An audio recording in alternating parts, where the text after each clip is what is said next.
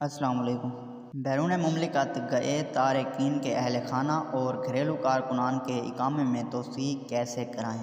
سعودی محکمہ passport and immigration جوازات نے یاد دہانی کرائی ہے کہ مملکت میں مقیم غیر ملکی اپنے اہل خانہ کے خروج عہدہ کی مدت میں توسیع یا اقامے کی تجدید کرا سکتے ہیں۔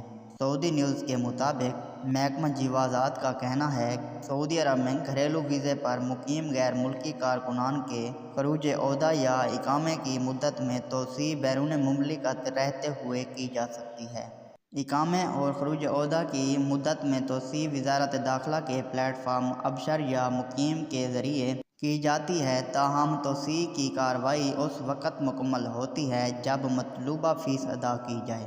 واضح رہے، مملکت سے باہر ایگزٹ ری انٹری پر گئے ہوئے تارکین کے اہل خانہ جو مرافقین کی کیٹیگری میں شامل ہیں کہ ری انٹری ویزوں کی توسیع ماہانہ بنیاد پر کرائی جا سکتی ہے۔